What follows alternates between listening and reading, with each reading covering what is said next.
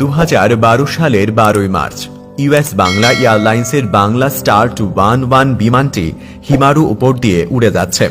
উদ্দেশ্য নেপালের ত্রিভুবন বিমানবন্দর। বিমানে থাকা 71 জন যাত্রী তখনও জানত না একটু পরেই তাদের জীবনে ঘটতে যাচ্ছে ভয়াবহ একটি ঘটনা। বিমানটির ক্যাপ্টেন হিসেবে আছেন পাইলট আবিদ সুলতান, তিনি বিমান বাহিনীর সাবেক সদস্য। সাথে আছেন ফার্স্ট অফিসার পৃথুলা রাশিদ, তিনি ইউএস বাংলায় নতুন জয়েন করেছেন। ত্রিভুবন বিমানবন্দর থেকে 20 মাইল দূরে থাকা অবস্থায় first officer Prithula air traffic কন্ট্রোলারের সাথে যোগাযোগ করলেন।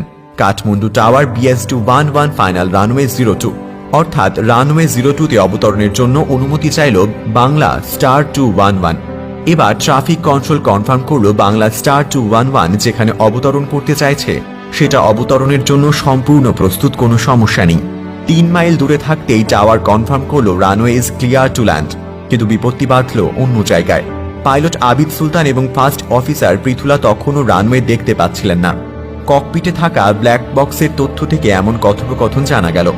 পাইলট আবিদ সুলতান বললেন, no problem, the runway will be informed.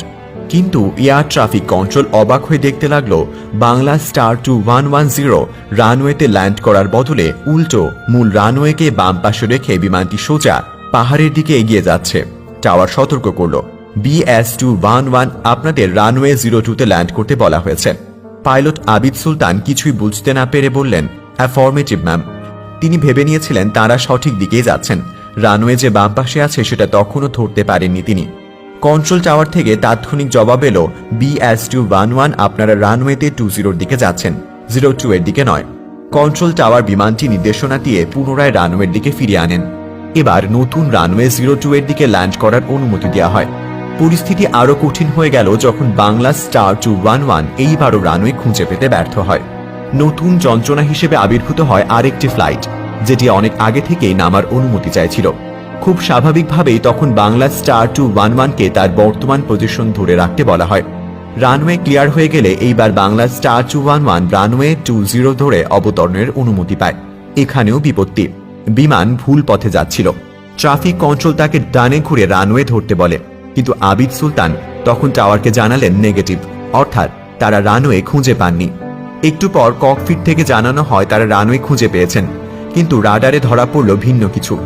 রাডারে দেখা যাচ্ছে বিমানটি রানওয়ে ক্রস করে অন্যদিকে চলে যাচ্ছে। সতর্কতা এলো টাওয়ার থেকে, যেদিকে যাওয়া হচ্ছে সেটি যে রানওয়ে নয় সেটা বলা হলো বারবার। ততক্ষণে বেশ দেরি হয়ে গেছে। বিমানটি খুব নিচু হয়ে বিপজ্জনক ভঙ্গিতে ডানে মোড় নিয়েছে।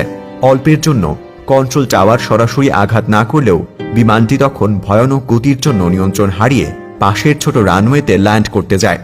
শেষ মুহূর্ত পর্যন্ত আবিদ সুলতান নিয়ন্ত্রণ রাখার চেষ্টা চালিয়ে গেছেন, কিন্তু শেষ রক্ষা হলো না। রানওয়ে থেকে ছিটকে পাশের মাঠে গিয়ে বিমানটি বিধ্বস্ত হয়। বিমানে থাকা 71 জন যাত্রীর মধ্যে 51 জনই মারা গেল।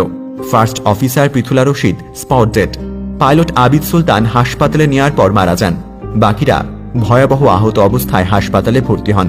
কেবিনের ভেতর থেকে বিস্ফোরণ ঘটায় অনেকে ভেতরে পুড়ে মারা যান। সেদিন পুরো বাংলাদেশে নেমে এসেছিল শোকের ছায়া।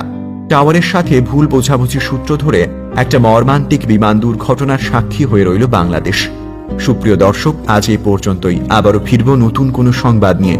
সে পর্যন্ত আমাদের সঙ্গেই থাকুন।